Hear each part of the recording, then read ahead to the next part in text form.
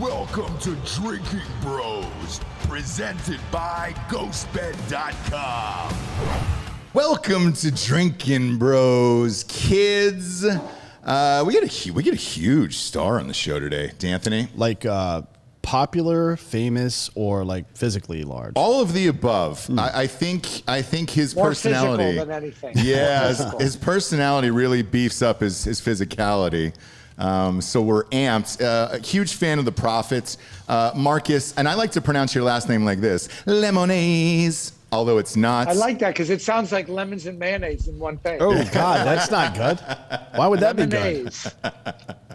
Lemonade. Big fan of obviously Eddie Murphy on that one. So welcome to the show. You've got a huge new podcast that just started, 100%. You've had bangers of guests on there. Charles Barkley, Kristen Bell so far.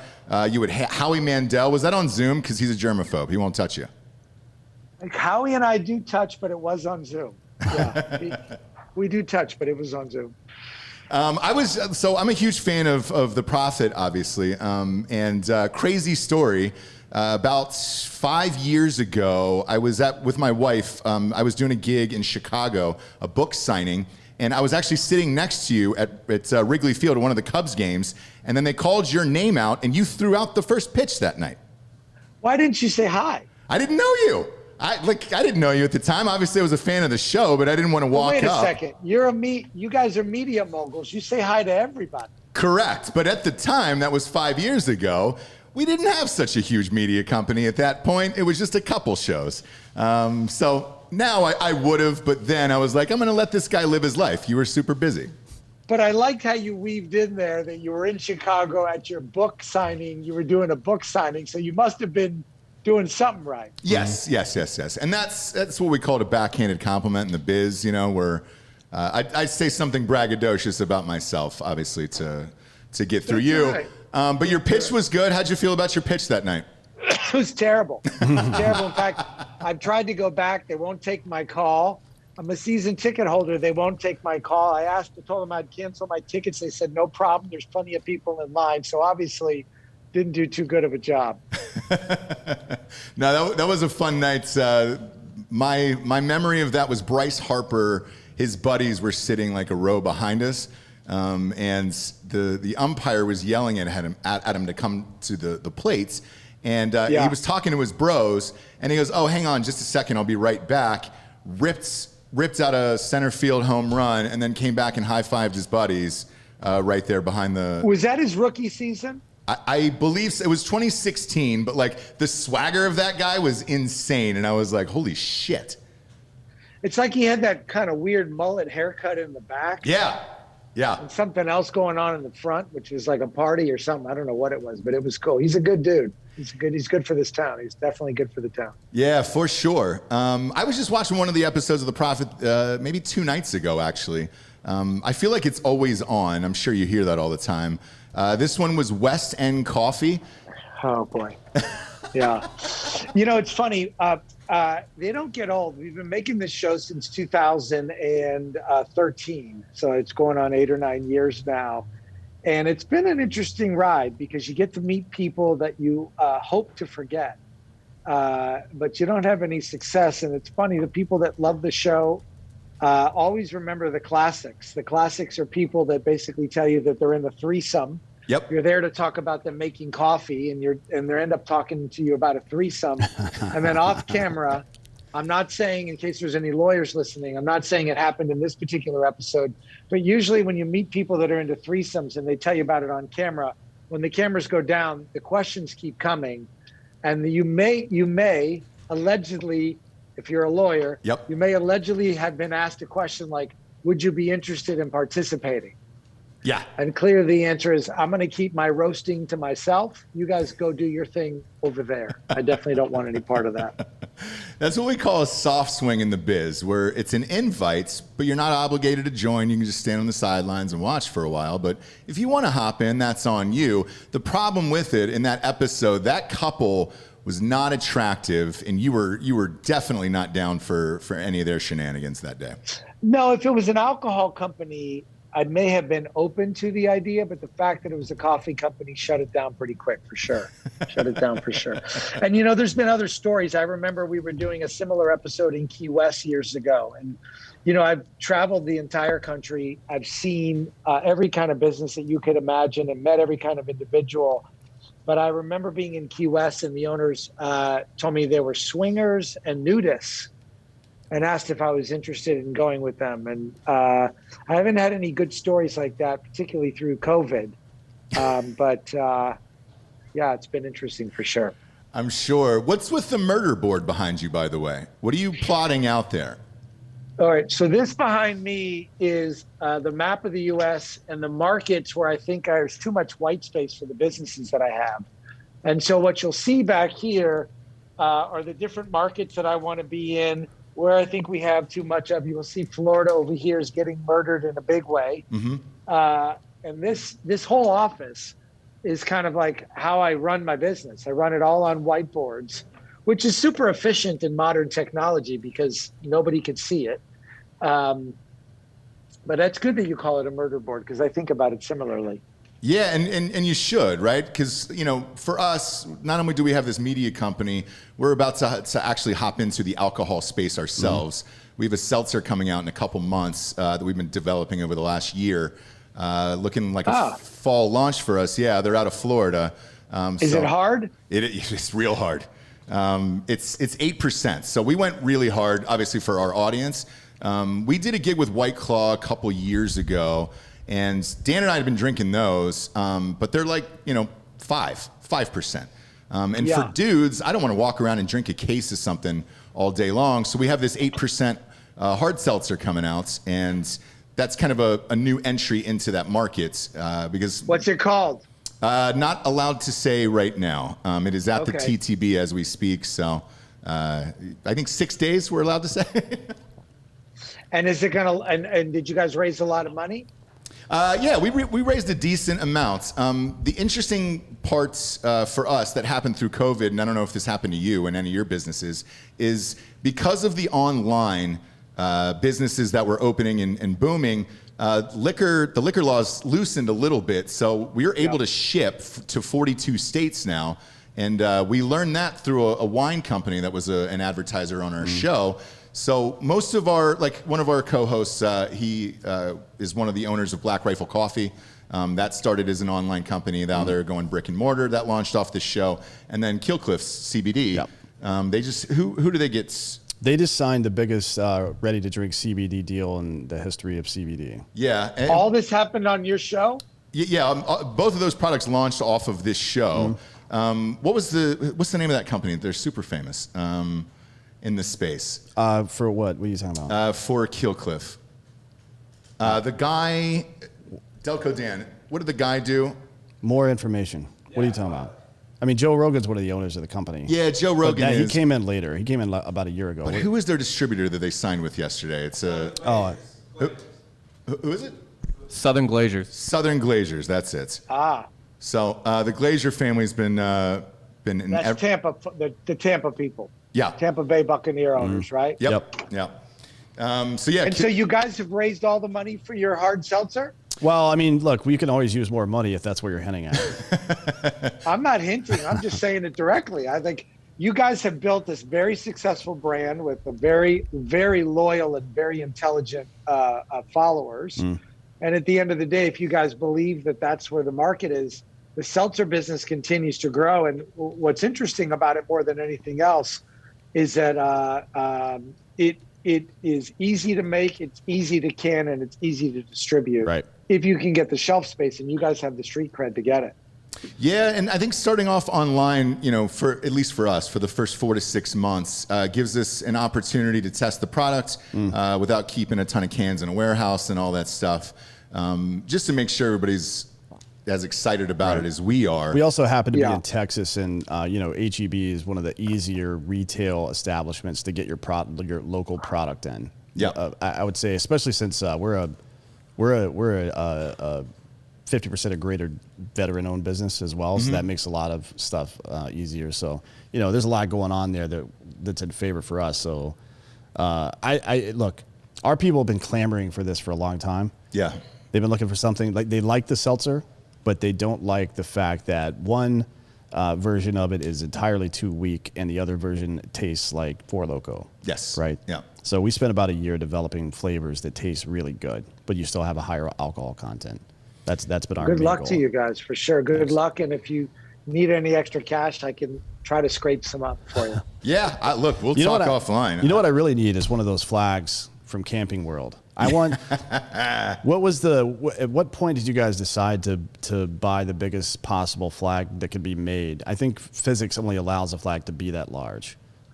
So, it's something that I grew up with, and I'll give you a quick story about it. The flags have always been an important part of me. I was an immigrant from outside the country, came here to the U.S., and in Miami, my grandfather owned the largest Chevy dealer in Florida, and he used to put up a flag. And when you're a kid, everything seems bigger. Right. And I had a bit of a falling out with him, and so as I got older, I made it a mission to not only display the kind of patriotism that I think is necessary in today's day and age, because I don't think there's enough of it, but I also wanted to put up the biggest flag that I possibly could. And the first battle that I had was in a town called Statesville, North Carolina, where I put up a 130-foot flagpole. And the flag is, I think, about 4,000 square feet. I don't know the exact dimension of it, but it's big. And the city basically said that if I didn't take the flag down, they were going to put me in jail. And so I was like, great, I'll be happy to go to jail over the flag. And so we battled it out for 4 months. And, it's funny, the market reacts differently to the flag in different places. In certain places, I put it up after I'm told not to put it up, and it's fine. In other places, it doesn't work out. Oregon's been one of those places where, unfortunately, I think people are a little more fluffy in terms of what they tolerate. And we put the flag up, and I wasn't going to take it down. And basically, the town said they were going to lock my doors. Wow. So it's not surprising. Well, it's surprising coming from Statesville. Statesville is like, what, an hour and a half north of Charlotte? That's like deep Appalachian territory almost. Right? Yeah, that one's shocking, close. but the Portland one is. Oh no, Portland sure. is. Look, their mayor, who was one of the most leftist mayors in the country, ran out of his own condo building. Right? Yeah. Because he wasn't lefty enough, I guess. I don't know what the fuck happened out there, but it's wild out there. It is interesting to see how different people react to that stuff. But we've been pretty constant about it, and it's a good marker for us. A lot of veterans not only work in our company, but most RVers, which is my primary business, they're people that served our country. And when you see that flag go up, and we usually have the Boy Scouts and the police and a bunch of other great veteran organizations come out, it's an emotional thing to see that flag go up. And for anybody to object to it, there's times in your life where you like to use your money for things, and I can say this to you guys, you can laugh about it. And there's times where you use your money just because you can. Right. And defending the flag is one of those things for me. I mean, that's a pretty good hill that a lot of really good people have died on over the years, like literally and figuratively, right? I mean, I don't understand it. It's really unfortunate. We have another show. One of my other shows is called American Party, and it's kind of like a rejection of binary politics. It's me and Medal of Honor recipient Dakota Meyer. We talk a lot about that. Mm-hmm. It's super unfortunate that both sides of the aisle have done this, but just since we're talking about this, the left has fashioned themselves in a way that seems unpatriotic, right? Like how are you supposed to get your message across? If the goal is to bring people to your side, how are you supposed to get your message across to people that your foundational premise as a party is offensive to them? That doesn't make any sense to me. And it's also unnecessary. No, it doesn't. It's completely unnecessary to do that too. So none of it makes any sense to me, frankly. Not that we're talking about politics here. Well, actually, you ran for the Florida House. I ran. I should have run farther away. I ran the wrong. I ran right out of college. I went to school in Milwaukee. And, when you're 20 years old and you don't have any money, you become pretty idealistic, right? You think everything has to be right and has to be perfect. And I ran in South Florida, and that's where I'm from, Miami. And it was kind of crazy when I ran. I didn't realize, because I was dumb and young, that the Cuban community are heavy Republicans. I didn't know that. I was like, wait a minute, this doesn't make any sense to me. They're immigrants. They're from another country. They speak, a different language. How could they not be in support of what I'm doing. Right. Yeah. And I ended up losing, and I'm proud to say that I've fixed my my voting registration.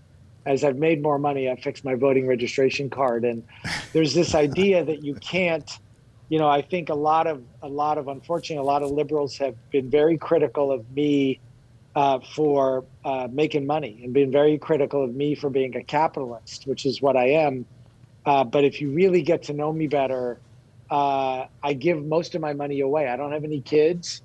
And I, through the fall of 2000 and whatever, between trying to give restaurants money and trying to feed people and trying to give grants, we're giving more money away than we're making in some cases.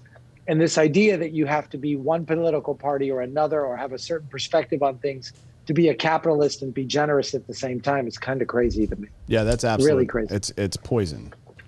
It's poison. I mean, it's really crazy. I talk about it on this show and my other shows a lot, but the American public, the American citizen, even as a monolith, is the most generous apparatus in the entire world.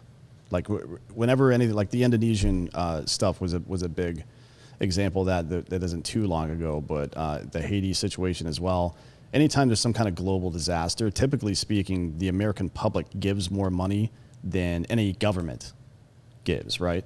And that's the power of individualism, right? People want to be good for the most part. When people get afraid, and when Maslow's needs aren't being met, that's when they become defensive and greedy and violent. But typically speaking, when people are happy and content, they give more than, in some cases, like you're saying, give more than what they're taking in once they feel like they have enough.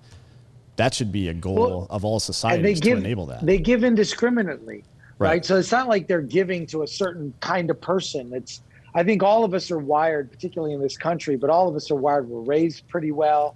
And when you're a capitalist, and people create this notion that you can't make money and it's a bad thing and it's evil and you can't have nice things, it really is kind of infuriating, because you can have, these things can be together. You can have nice things and you can give away a lot of stuff at the same time. And I got to tell you, through the last political round, as a capitalist, it's a bit infuriating for me. And I've been dealing with it on The Profit, where I have businesses that have been on the show in the last, call it 5, 6, 7 years, who think that my job is to give them money, then to do their work for them. And then if it doesn't work out, I'm supposed to give them more. And then they're all of a sudden become victims because they didn't do any of the work. And that's probably been the biggest, hardest part of making The Profit, for sure. Yeah, because I've seen some of the message boards, and people aren't that kind of like, oh, he screwed me over, this guy screwed me over. And it was like, did you work for it? Like once you got the money, you got what you wanted. Did you actually work for it? Because that's what it seemed like to me in a lot of the negative stuff that I read about you on the message boards. All of it just seemed very suspect of like, all right, you wanted the handout, you got the handout. Now you want him to do your fucking job for you? Has that kind of been how it is? It's, there's been a tale of two cities. And anytime you make investments, and you guys know this, your hit rate's probably going to be somewhere around 20 to 25% if you're good. If you're good, yeah. Okay. So you invest in, 10 deals. If 2 or 2.5 of them go well, you've done a good job. If anybody in America tells you that they invest at a higher hit rate than that over their career, they're full of shit. It's not true. It's not possible. And what happens is you get these people who get an opportunity and they give you back 2x what you gave them. And I don't mean just monetarily. They give you the effort, they give you the integrity, they give you the discipline, they ask for help, but they're willing to put in the work. And the flip side of that are the people who love this litigious, what about me? I didn't get enough. And you forget that they didn't do the work. And I think that's the biggest problem in our society today. There's a split between people who want to do the work, want to give, who want to put the effort in, who don't ask for anything. And then there's people who don't want to work, who have the greatest sense of entitlement. And that's the thing that I think has made me very crazy in the last couple of years. But we haven't done a good job of managing and training expectation in this country, I don't think, especially over the last 20 or 25 years. Like, so if I right now were to tell you, hey, there's going to be a loud noise, an explosion. It's a controlled detonation right over here in 10 seconds. You're going to notice it. you may have a reaction to it, but it's going to be a much different reaction than if it just happened and nobody told you, right? Like it's the difference between doing this and being under the desk. And we've trained an entire generation of children to expect a quality of outcome and not, as Jordan Peterson talked about, a quality of opportunity, right? I mean, those are two very different things.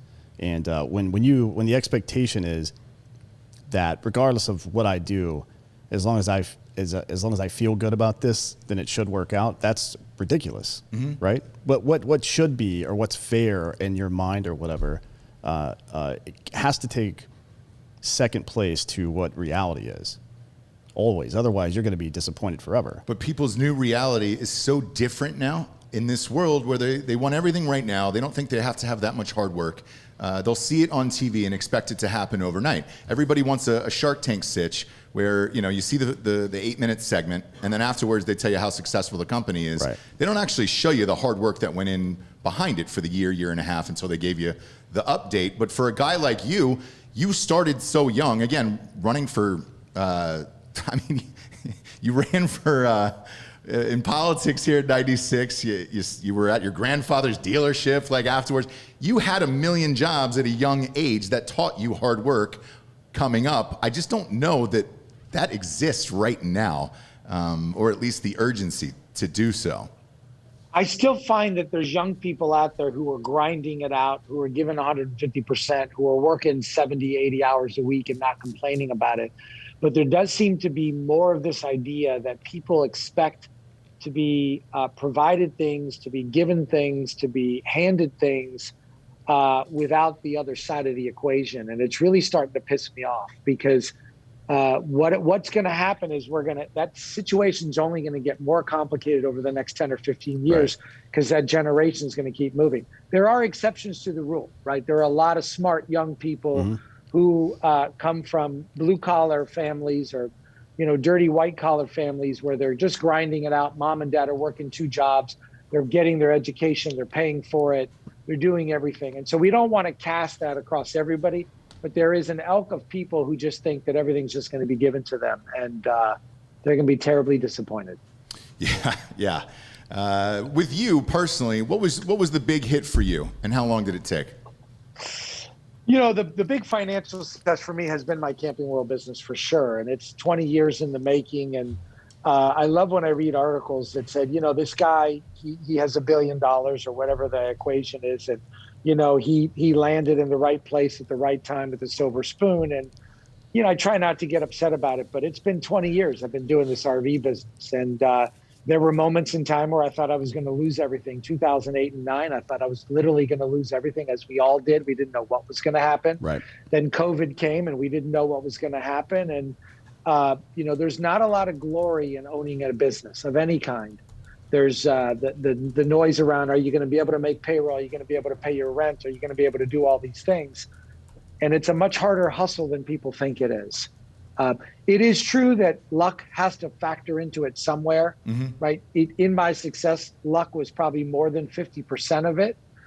Knowing the right people had to be part of it, but that's not 100% of it. And I think people forget that sometimes. But in Camping World for sure has been my most, I think my most proud moment. Well, I sure. mean, you started out in cars, right? And had some pretty good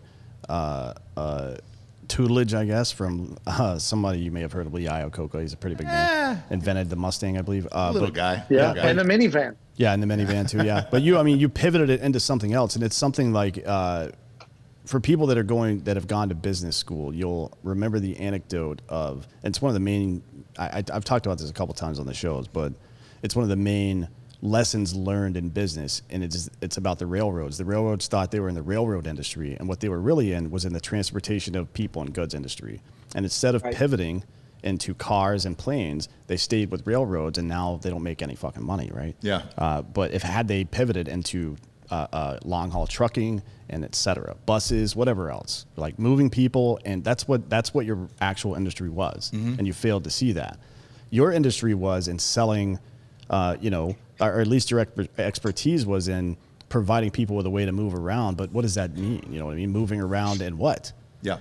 Yeah, the reason that I made the pivot from the car business, which was, very intense, I don't know any poor car dealers, by the way, but very intense and very lucrative, is because the basic principles behind the auto business and the RV business are the same. The way you run the business is pretty much the same, but you were dealing with a fragmented industry, very unsophisticated at the time, 20 years ago, manufacturers, and your ability to really ramp things up and consolidate and grow the thing quickly was pretty easy. And when we started the business, whatever it was, 2002 or three, it was a small business. And today it's a $7 billion business. We have 1 out of every 4 RVs in America. But it's really the basic idea around Americans going outside, enjoying the outdoors, being with their family, going tailgating. And that was the basic premise that motivated me to do it. It's like, I don't think going outside and doing cool stuff is going to become unpopular at any point. Right, yeah. And not in America. So that was the idea. Yeah, Teddy Roosevelt made sure that we had plenty of space to go frolic in the United States. That was the majority of his administration. That was his contribution. Yeah, for sure. That and fighting bears as well. Yeah, but, fighting bears. I would say the car industry is still pretty fragmented. It's difficult to get, like if I look up a car online, to get one dealership to send it to another because they're all franchises and they're competing against one another. It's almost impossible now. They won't do it. You got to drive to it. And now because of the chip shortage, the chip shortage, we're in big trouble right now. It's you can't buy not buying a PlayStation doesn't really affect people's lives that much, but the idea that China controls how much shit that the United States can buy is a big fucking problem, right? Cars, all this stuff.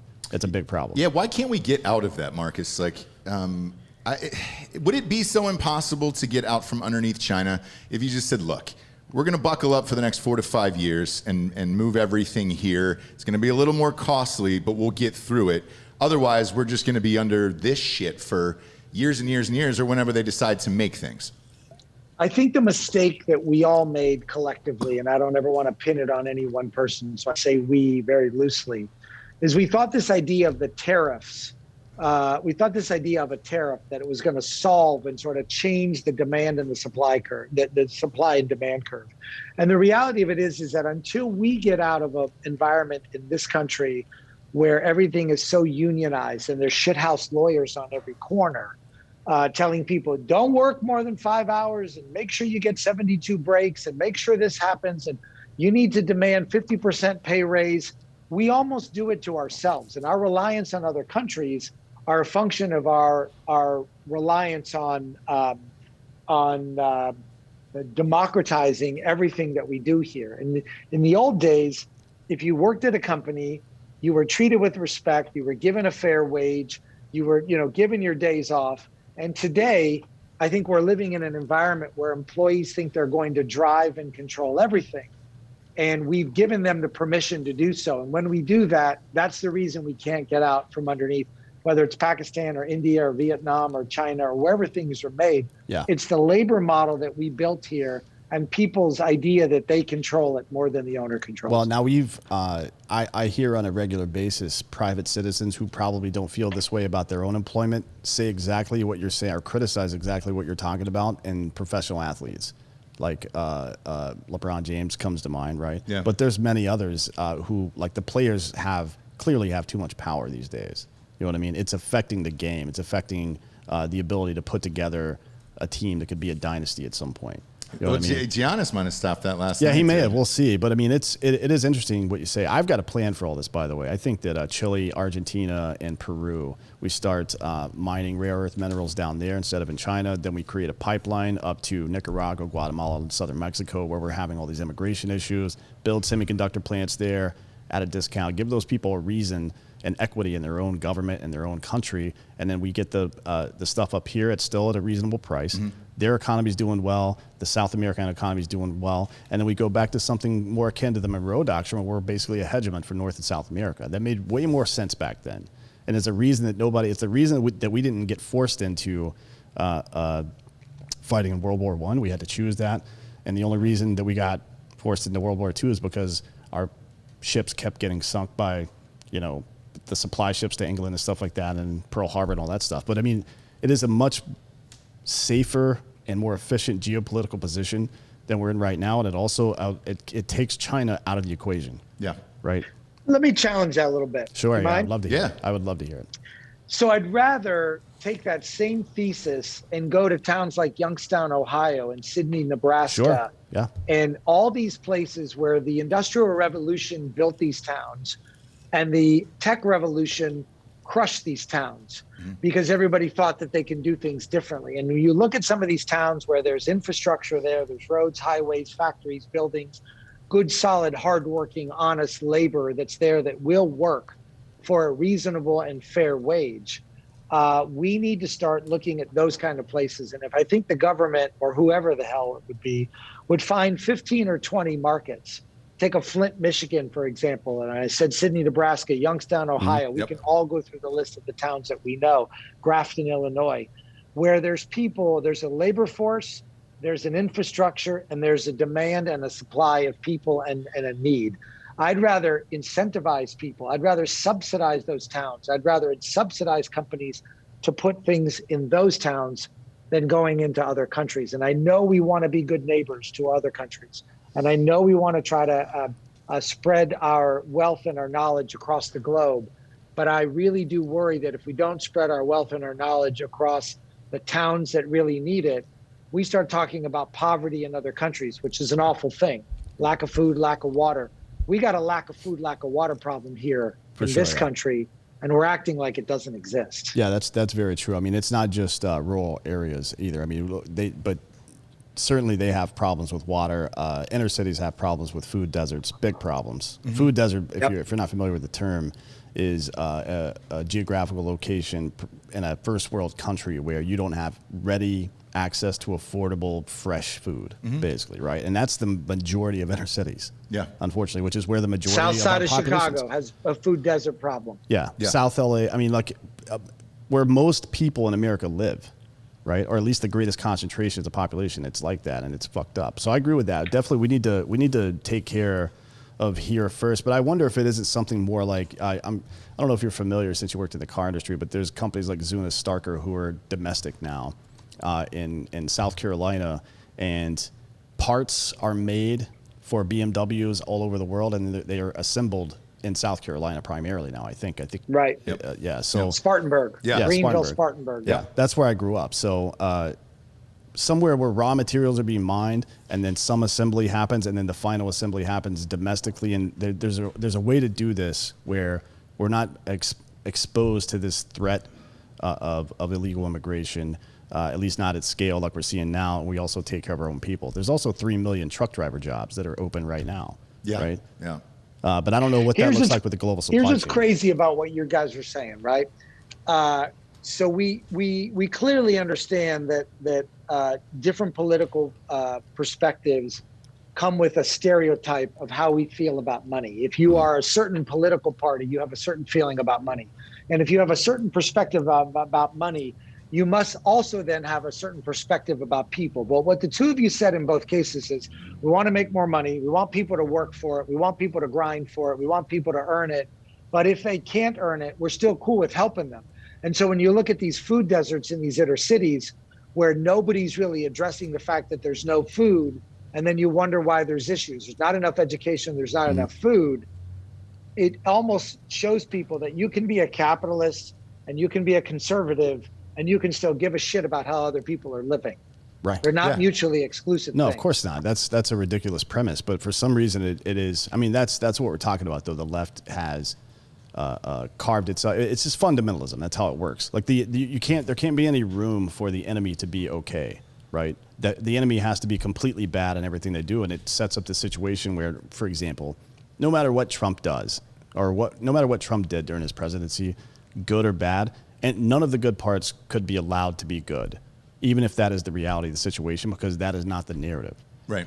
Right. Well, at least with the media. Because then people in the middle are going to decide unemotionally, like, oh, well, all these things are good, so that's going to be the case. But no, he's got to be a racist and a Nazi and all this stuff. So it doesn't matter. It doesn't matter if what he's saying is actually true or not at that point. So we have a big problem with that. I think conservatives have the answer, economically speaking. I mean, they want to empower the individual. individual determinism and entrepreneurship is the ultimate inoculation to tyrannical bullshit, right? That gives us the opportunity to buy our own way out of nonsense. It gives people more power. It's upward control, I guess, in economics is what you would call it, right? Yeah, and I mean, look, you were able to buy your way out of nonsense, and do the things you want, like you were saying, spend the money where you want to, and yeah, we need to see more of it. You brought up Youngstown, Ohio a minute ago. What's to stop you from calling like the DeBartolo family up there and saying, hey, you guys are from Youngstown, we each have money, let's try to revitalize this small town again? Well, the problem is that I don't really know what town I want to start in. And so as we've started to make episodes, or we build stores at CampingWorld, or we're doing whatever, I've tried to find my own path to picking my own projects. And I think the challenge with a family like the DeBartolo family, and they're wonderful people, but I think the challenge with folks like that is that it starts to become very bureaucratic. And they are from there, and they do live there, and it shouldn't take a phone call from a person that doesn't live there. I tried to get involved in Lordstown Motors, which is in Lordstown, Ohio, where the General Motors factory closed down several years ago. We started to look at, in our company, working on some electrification of things. And the reality of it is that these towns have to want to solve their own problems. And I only can deal with the things in the towns that I live in, and whether that's doing more in Chicago or doing more in Miami or wherever I'm at. But I don't know what the DeBartolos are doing. I don't think they've done enough for Youngstown, and I would say that if they were sitting in front of me. Yeah, and Lordstown, sorry to interrupt you, Dan. Didn't they already go under? Because I was looking at those cars maybe a year ago. Didn't they already go under already, but without even printing any cars? They haven't gone under. They're supposed to head to production apparently here in October. But you talk about, going into a 6.5 million square foot facility, trying to build a truck actually, with electrification in a very competitive space. It's going to be a tough go. Like, we wish them a ton of luck. We were originally going to do a deal with them and we passed, but I think they're still open. I hope they're still open. I don't want even my worst enemy. I don't want to ever see go out of business. Right. Yeah. Hot Bob, check that real quick with Lordstown, because I looked at one of their cars. It was one of those things that pops up in a Facebook ad and you're like, man, that's a sexy car. Yeah. The Endurance. It did look really nice. Truck. Yeah. And I was like, what the hell is this? And then the more information I dug on it, you sign up for the mailer or whatever. And little by little, it just kept getting push out. And then I heard, they might be going under. Our producer will check it. Well, I mean, look, when you got a new technology like that, crowdfunding's not unheard of. It's also not unheard of to essentially create a subscriber list, which is what Elon Musk likes to do with his new vehicles. Create a subscriber list, and then when you go out looking for money, you can be like, hey, there's like 200,000 people already in line for this goddamn car, so let's get it made. You know what I mean? It helps get stuff done. I would say, to your point, I really like what you said about taking care of shit locally. I think that it is imperative for people to, people that dislike big government, it's on you to box the government out. Take care of that problem before the government even shows up to take care of it. If there are people in your community that need shit, fucking get it for them. Help them develop whatever skills or whatever the fuck they need to get that shit. You know what I mean? And if you really don't like the government, you don't want to fight the government toe to toe. Just make it so they don't even have to show up in the first place. Yeah. You know what I mean? It's almost creating an ecosystem in the environment that you live in. And if you have to subsidize people, hoping that money comes back to you in some other way, you're creating this laundromat effect where the money just swirls around. Right. And too often the money is leaving. It's just leaving the system. Unfortunately, that's the case, especially when you don't set up local ecosystems like that. I mean, typically a dollar spent in the local economy multiplies 7 to 11 times before it leaves the economy. But that's not the case now with Amazon. That's not really the case, right? Yeah. Like maybe that Amazon store that's run by a private person's making some money there, but it's not like you're going down to the mom and pop grocery store and buying shit anymore, and then they're buying their stuff from somebody local and so on and so forth. It just doesn't work that way anymore. So how do you do it? That's a good question.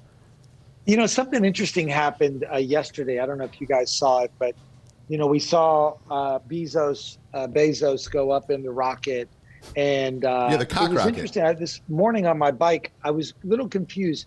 There's a small faction of people that are celebrating the accomplishment because it's kind of a big deal, and there's other people that are mad about it. People are mad saying, Why is he spending his money going into space when he could be feeding people and he could be doing this and he could be doing that and he could be doing all these other things? And I'm a bit confused on why people are worried about what other people are doing with their money. It's funny. I just had this conversation yesterday because we were live on air right after the launch. And I found it interesting that Bezos was trending #1 and then his ex-wife was trending #3. And most of the comments there on Twitter were, just remember, while Jeff Bezos spent millions to go to space, his ex-wife is donating $5.1 billion to all these foundations and all this other stuff. And it was like, why does one have to be, mutually exclusive with the other? I don't get it. Yeah, and people are, like, it seems to me, just in looking at the news cycle here over the last 24 hours since this happened, people seem to be making fun of him. They're pissed off about it and everything else. And it's like, look, the government shut down NASA. If it wasn't up to private investors, we might never go to space again. So we need a Bezos. We need a Musk. We need a Big Dick Branson out there to revitalize this. Otherwise, space is dead for the United States. But also, he is feeding people by going to space. Do you know how many people it takes to get a fucking rocket? Oh, yeah.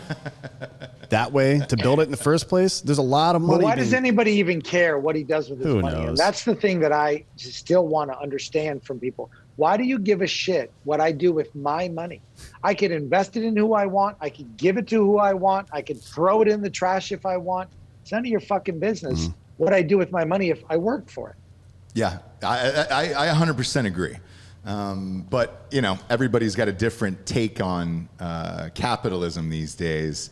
And to me, look, I watched it and I thought it was cool as shit yesterday. I was like, man, I can't believe it. I wanted to be the rich kid, the 18-year-old who got to go up yesterday because his dad was busy. Or the 87-year-old woman who always wanted to be an astronaut, who they let go up, which I thought, all right, that's pretty cool. That may have been on her bucket list. So good things are happening for people. And you got to admit that there's got to be kids at home saying, wait a minute, if I study hard and I put the time in and I listen to my folks and I listen to my teachers and I do the work I'm supposed to and I do my chores and then I get good grades and I go to college and I get a good job and then I open up a great business and I make a lot of money, I can go to space too? Yeah. I mean, how great would that be? By the way, the Lordstown Motors thing, let's see, the troubled electric truck maker, the CEO, he was stepping down a week afterwards, and they did file for bankruptcy, Bob? I would say no, they're just still facing like that, federal lawsuits and stuff like that. Their stocks dropped 57% in the last year. Yeah. It's just got a lot of smoke around them right now. Stocks dropped 57%. You look at the value of stocks today in the market, and I don't know how many people that are listening now are in the stock market, but I honestly can't understand it. I don't. I look at companies that have zero earnings, zero revenue, worth $14 billion, and companies making $500-600 million a year worth, a fraction of that. It's really disjointed. It's crazy. What companies do you invest in? Just one. Yeah, just yours? That's it. So I invest, the only publicly traded company that I've ever owned any stock in is my own. And then any other investment outside of that either has to be individuals who are trying to crank something up, whether they're cranking up a hard seltzer or not, or other people who are just trying to get their business going. And, it's funny, a part of my motivation for the profit is not just to make money. It's really to be, if I was totally candid with you, I would say if I took the 8 years of investing and I've invested over $80 million of my own cash on the profit, I would say to you that my return on investment is not great, if at all. Yeah, and I'm okay with that. Yeah, and you don't know. You treat it like we treat the podcast space and the media space the same way, where you put 10 shows on, you hope a couple are successful, and it's very much in the same mold as the studio model with TV and movies and stuff. Like a Warner Brothers, I used to tell people all the time they would make fun of films that would bomb, and I'm like, look, Warner Brothers doesn't give a shit. If they've got 12 movies coming out that year, and 7 of them are hits and 5 are flops, congratulations. They're doing well. That's a big year for them. Yeah. That's a good year for them. Yeah. And don't keep tempting me with that hard seltzer thing, because I'll be on a flight this weekend, my man. Our brewer's out of Orlando, actually. Yep. So. The funny thing about Bezos, I just did my first film. I had never been in a movie before, And with another guy, we executive produced and just finished shooting a biopic about Bezos up wow. until the time he launches Amazon. And I play David E. Shaw in the movie. And that's the guy that Jeff worked for right out of college. It was a private equity firm. And the scene work that we did this past weekend, which was interesting, was Jeff coming in, pitching his idea to launch this thing on the internet to sell books. And I told him what a terrible idea it was, that nobody wants to invest in that. And what a dumbass I was, basically telling him, you can't work here anymore. Go do that somewhere else. It worked out okay for Jeff, for sure. Yeah. 91% of book sales come off of Amazon right now. So he's doing that what it fine. is? Yeah, it is. It's crazy. Yeah, but they don't. I mean, look, AWS is the cash cow, right? It's always going to be. People aren't getting rich coming up with a widget and selling a billion of the widget. They're getting rich by manipulating and trafficking data. Yeah. Right. So Yeah. he knew exactly what the fuck he was doing. Oh, yeah. And content. Yeah. Yeah. And content. Absolutely. How did you like starring in a movie? Was it fun? Well, I learned something. When you're making a reality show, you can show up and you can wing it. And if you're good at it, if you're having a bad day, you can cover it up. If you're having a good day, you're on fire. When you show up to a movie and they give you a script a month in advance, it's probably a good fucking idea to read it before the morning of. Oof. And so because I had everything going on and it was just busy, I showed up and I wasn't as prepared. And I know other people were frustrated with me. So it was a good lesson learned. And I've been trying to, Brian Koppelman, who you guys may know, he has his own podcast. He's the executive producer of Billions. Yep. And I've been hitting him up trying to be on the show. I said, just give me like any role. I just want some role. He's like, this is not for you. You like to make shit up. You don't follow direction. And I learned on Saturday that he was foreshadowing what my partners in this movie would experience. A lesson learned. It was hard. Yeah, if you want to show up in improv there, you better be pretty goddamn good at improving. Otherwise, you're going to get buried. You can improv in the first scene. The problem is, I didn't know this about a movie. They shoot the same scene from 3 or 4 angles, which is why the script needs to be followed from the beginning.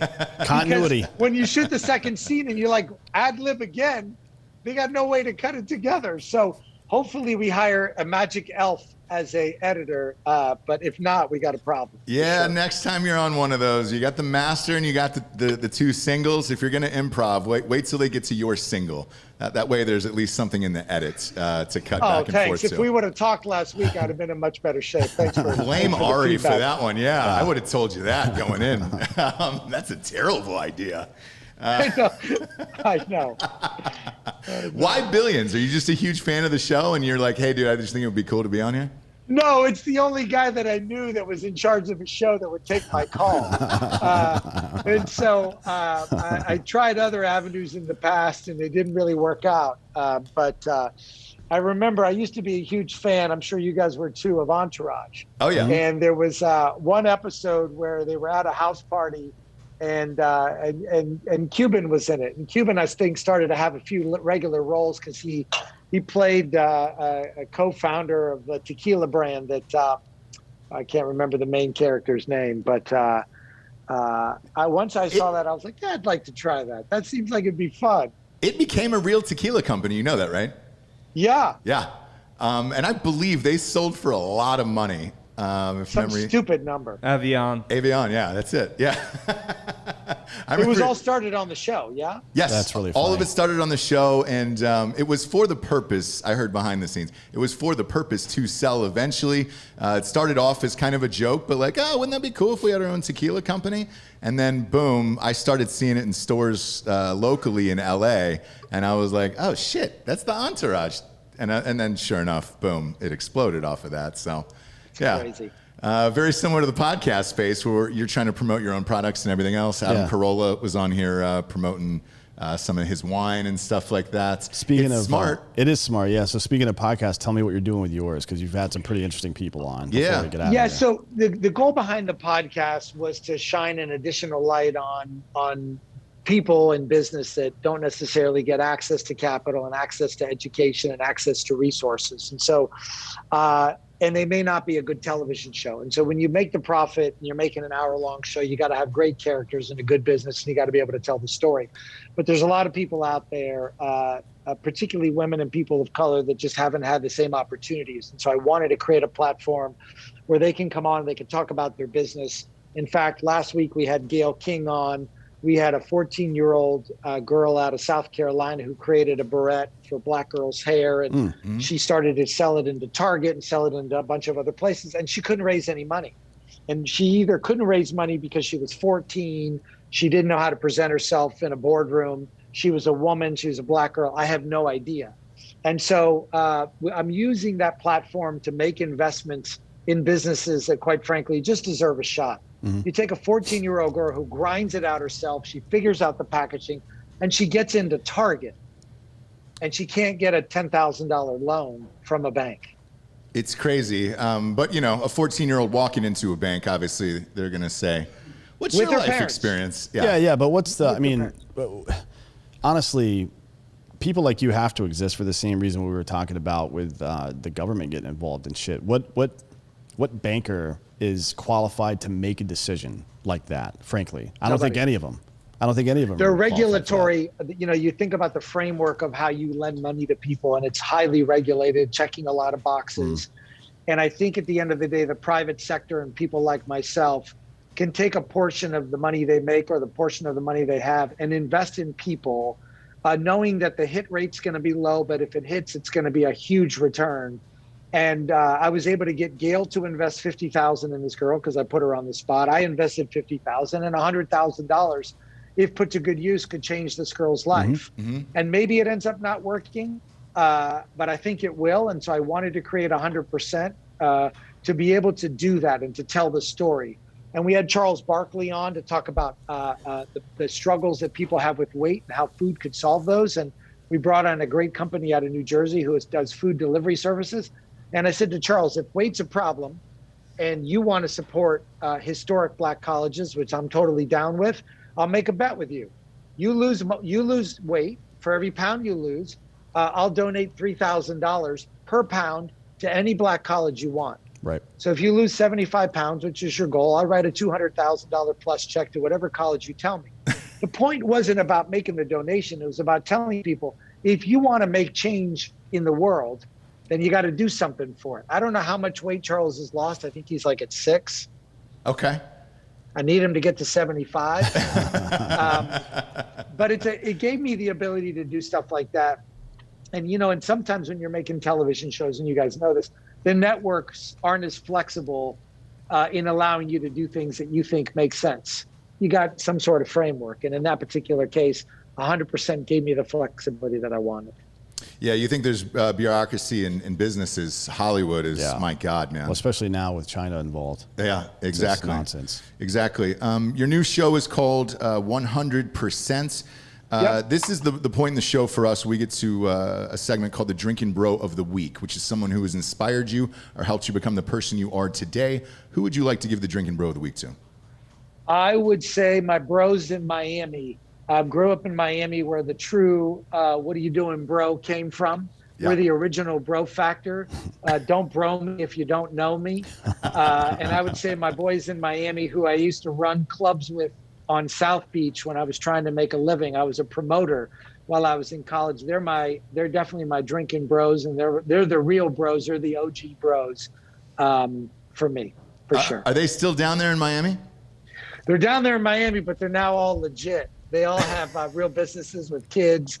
I'm the only illegitimate person in our group. But they are still down there in Miami where the true bros come from. Oof, man.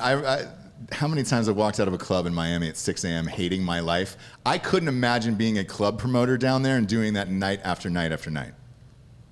You know, you make good money. I did it while I was in high school. I was 17 years old.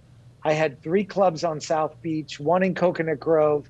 And on a Thursday night or a Sunday night, I think my parents thought I was a drug dealer. I'd come home with like $14,000 of cash. And I don't mean to, sound odd, but $14,000 is a lot of money. Yes. Particularly when you're 17. Yep. and you're not reporting anything, right? You're just like, that cash is like going into your mattress, and that $14,000 is how you buy your first car. Right. Yeah, and I mean, the women. Are we allowed to talk about the women you ran into down there or not? Because in that... You can talk about anything. I mean, I'm married now. My wife knows that I'm a good boy today. Back when I was 17, I'll share this funny story. The only relationship I had, oh my God, I can't believe I'm going to tell you this. The only relationship I had with a woman when I was 17 was probably with my neighbor that I wasn't supposed to have a relationship with. Really? So, she was married? Hey, sacred cows make the best hamburgers, my man. I'm not answering any more questions. We'll leave it at that on that particular topic. But all I know is my mom saw me come out of the back door of the house one day, my neighbor's house. And my mom said to me, wait a second, where were you? And I said, oh, I was just walking around the neighborhood. She goes, no, I saw you come out of the back of the house. Oh, and there's only two people that live there. There's no kids there. Did she know him? What were you doing? Did she know him? To my neighbors? Yeah. Yeah. So my mom's unfortunately passed away, but my mom was cool that way. She said, listen, if you're going to learn how to drive a car, I understand that you want to learn how to drive on a semi. Are you getting everything you need out of your driving lessons?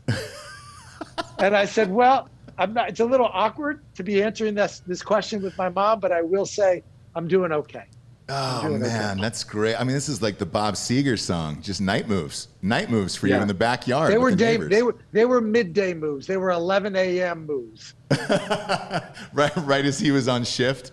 That's great. We'll leave it at that. That's great. Sure. Marcus, thank you for joining us today. His new podcast is called 100%. Lights out guests across the board. Thank you for your time today. We know you're a busy guy. You got it. The Prophet will be back on in middle of August, so we're happy to bring you guys some more episodes. Absolutely. Perfect. Can't wait. Can't wait. Thank you, Take care, sir. guys. All right. Too. Be good. Man, what a great guy. Yeah, he's a super interesting guy. And he's kind of fits that mold that Winston Churchill used to talk about. A young conservative has no heart and an old liberal has no brain, I guess. I'm paraphrasing, obviously. Well, we've talked about this numerous times in this show where, you grow up with hopes and dreams, right? And then you go somewhere or do something. Like for yours, I'm sure it was overseas, where you go overseas and you're like, oh, fuck. The rest of the world's a shithole. I cannot help anybody in certain situations. And then as you get older, I don't want to say you become callous to it, but things change where you start worrying about personal stuff, either wife, girlfriend, kids, whatever it is, house. And then you start worried about taking care of your own versus everyone else and trying to help everybody else. And I think parties shift and people shift parties based on what becomes most important to them as you get older and your life experience of what you've gone through. The ones that I can't understand are the ones who've gone through hard times and then they're just fine with going through hard times and don't want to change it or don't want to adjust. Yeah, I mean, it becomes a cultural issue at that point, I think. I mean, I'll say the same thing about just any kind of lie. No one will fight harder to protect a lie than someone that's wasted their entire lives believing it. You know what I mean? Yeah. It's whatever we were talking about with Julia Galiff last week about, or 2 weeks ago, about how people will continue down a road even though they know it's not going anywhere because they feel like they've already invested so much time in it. But that doesn't make any sense, right? It doesn't make any sense. Once you figure out something's not going to work, you should turn around and head in the other direction. But human beings are, we're weird. The way we handle things is odd sometimes. Yeah, but you need guys like like Marcus out there in the world who are at least trying to make a difference. Yeah, for sure. And it's pretty cool to see because all the shit he talked about is legit. Mm-hmm. When I was looking through his back history before we came on air today, it was like, yes, he's helped a ton of people. Now, whether or not they are successful or not after that it's up to the business owners at that point. But clearly he believed in enough of these people that he's willing to take the risk. And There's not a lot of people out there doing it. And if you think the network's picking it up, they are not. I can promise you that. Because that was something we heard from like Shark Tank and things like that, where they're like, oh man, I'm sure the network's actually paying this or putting the investment in. No, it's the actual people. So when you see Cuban and those guys, or you watch The Prophet, like that's his real money. Right. That's where it's going. And if you think you can do it, take a shot at something like that. Yeah. Because like he said, dude, 2 of them are successful. That's it, 2. If you're good, 2 out of 10. Yeah. Yep. And that's a fucking miracle, dude. I've looked at all the shit that I've tried in my life for movies and books or whatever. 1 would be great out of 100, let alone 2 out of 10, for Christ's sakes. Yeah. But everybody's kind of stuck on this one idea that they have, and they can't pivot away from it. And then that's why it. Altucher does that thing where he writes down 10 ideas every single day. Right. Because he knows it's what we talked about with Malcolm Gladwell as well, the high volume meritocracy, right? Like you have to create a true meritocracy, which is where the best thing actually wins without any outside influence, and you put as much data through that as possible, right? If only 2 out of 10 win, then and if you're good, let's say you suck at it and only a half out of 10 win, so come up with fucking 1,000 ideas then. Yeah, you know what I mean? Keep trying. Yeah. What's to stop you from doing that? Fascinating guy. That was awesome. That was awesome. Look, kids, we got some new merchandise on drinkinbros.com. What do we got new in the store there, D'Anthony? Because we were going through the list after work yesterday.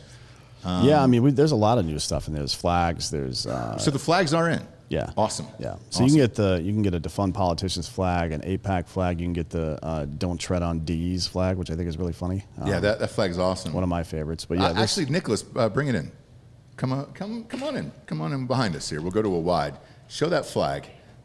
That's fucking hilarious. Do we have a Drinkin' Bros one on the site? No, I think it's. Is that coming? It's Click Store.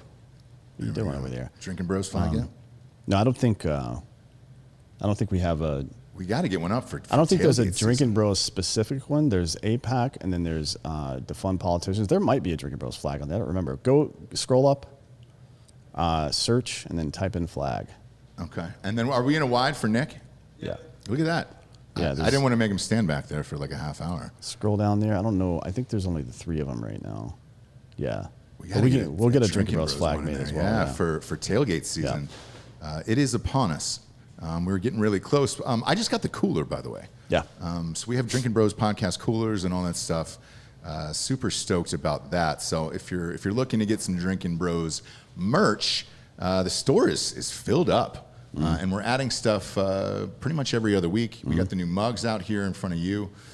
Those are awesome. Shot glasses and a lot more fun stuff heading down the pipeline here, D'Anthony. Fun day, man. I know I say this a lot, but I'll say it again, dude. Having this job where you get to talk to people like this, where else could you do this? Nowhere. I mean, for real. But it's interesting to see that with all of his wealth and success, that's still what he chose to do, which is have a show where he can talk to interesting people. So life's pretty good. It is. Again, check out 100% the podcast, Marcus's new show. And the Prophets will be back, as he said, with another season very soon. For D'Anthony Holloway, I'm Ross Patterson. This is Drinkin' Bros Podcast. Good night, everyone.